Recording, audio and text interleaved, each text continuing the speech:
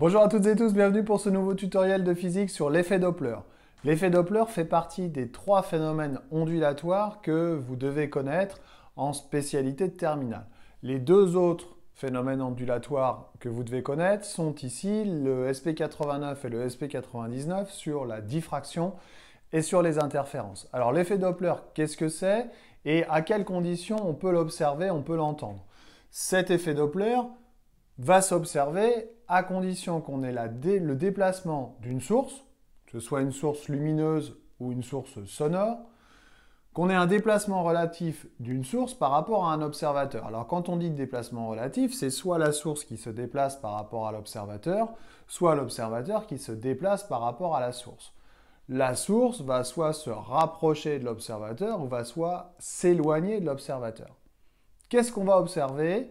Qu'est-ce qui va se passer au niveau des ondes? Eh bien, on va avoir et observer, être sensible à un décalage en fréquence, c'est-à-dire un décalage entre la fréquence qui va être émise par la source et la fréquence qui va être reçue par l'observateur. Si le camion de pompiers ou l'ambulance se rapproche de moi, le camion de pompiers ou l'ambulance va émettre un son avec une certaine fréquence. Si l'objet et la source se rapprochent de moi, je vais recevoir une fréquence qui va être plus élevée que la fréquence qui va être émise par le camion. La fréquence reçue va être supérieure à la fréquence émise. Ainsi, je vais percevoir un son qui sera plus aigu. Donc quand la source se rapproche de l'observateur perçoit un son plus aigu que le son émis par la source elle-même. Quand maintenant la source s'éloigne, eh bien c'est le contraire.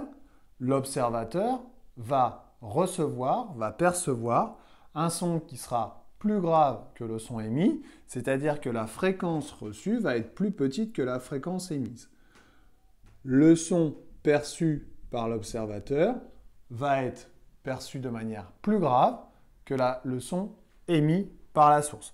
L'effet Doppler, c'est donc ça, c'est donc ce décalage en fréquence qu'il y a entre l'émission de la fréquence par la source et la réception de la fréquence par l'observateur.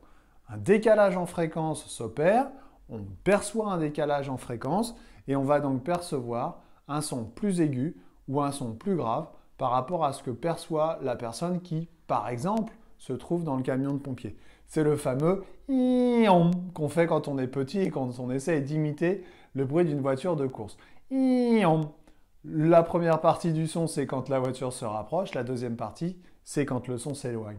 Voilà, j'espère que j'ai été clair. Je vous dis à bientôt pour de nouveaux tutos. Bye bye.